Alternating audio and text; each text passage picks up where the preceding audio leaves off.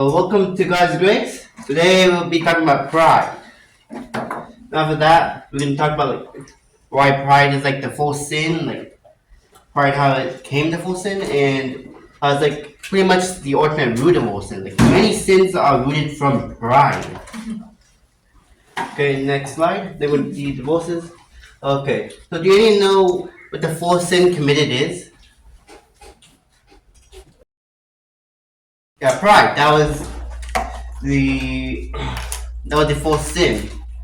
The first sin that ever happened was in heaven when Lucifer became prideful. That ended to become his fall. And again, read about pride in the Bible. Again and again, we are called to be humble. Please allow me to show you some of the many bad things, many detestable things that are done because of pride. So I got some verses here. First one is Genesis 3:5. For God knows that when you eat from it, your eyes will be open and you'll be like God, knowing good and evil. Now this is talking about the serpent in the Garden of Eden. Now this serpent, it tempted Eve to eat this fruit. The serpent said to Eve, if you eat this fruit, you become like God. And after this, we all know what happened. They ate the fruit. They were prideful, wanting to be like God. The next is Exodus 4:5 says, but on Cain and his offering, he did not look with favor, so Cain was angry and his face was downcasted. In this story, you're talking about Cain and Abel. Now, when the Lord saw the offering that Abel has made to God, Cain was becoming prideful. He was becoming envious. So Cain and Abel were the first children by Adam and Eve. So when Abel made that offering to the Lord, presented a gift to the Lord liked this gift very much, but did not look not much to the gift that Cain has brought. It has made him envious, which in the end made Cain want to kill Abel. Now, this murder was done because of pride. Cain wanted to be seen by God. Cain wanted to be feel uplifted. But because Abel brought an offering better, Cain has become envious.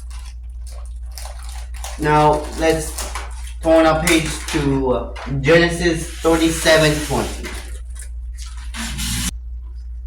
Come now, let's kill him. Throw him into one of these cisterns, and say that a ferocious animal devoured him. Then we'll see what comes of his dreams. Now in this, it talks about Joseph and his brothers.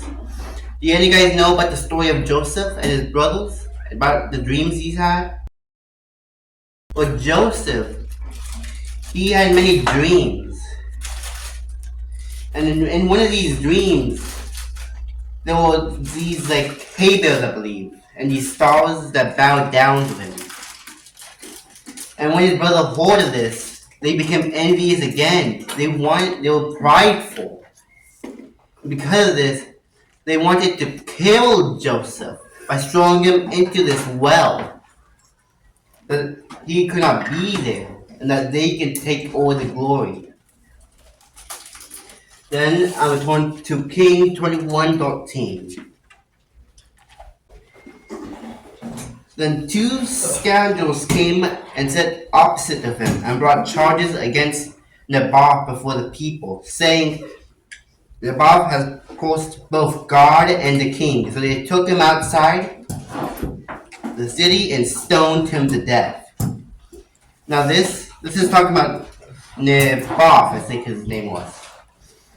Because the king, he wanted to kill I think it was the king, yeah? He wanted to kill Naboth. So they brought these charges against him that led to his death. They did this because the king, he wanted all that glory. He was prideful that he wanted to take this glory for himself. Then I told to Matthew 2:16.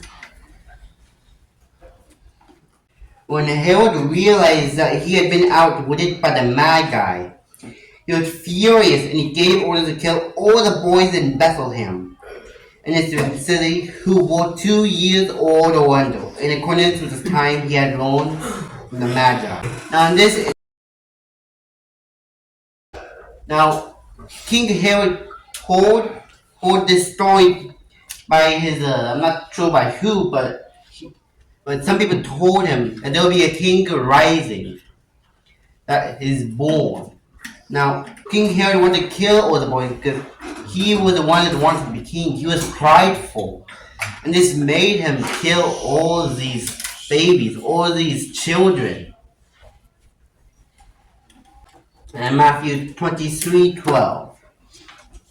For those who exalt themselves will be humbled, and those who humble themselves will be exalted. Again, we hear that the ones who exalt themselves will be humbled, as I mentioned before. So this is what I mean by God will bring them low. He will humble them. And those who are humble, he will exalt.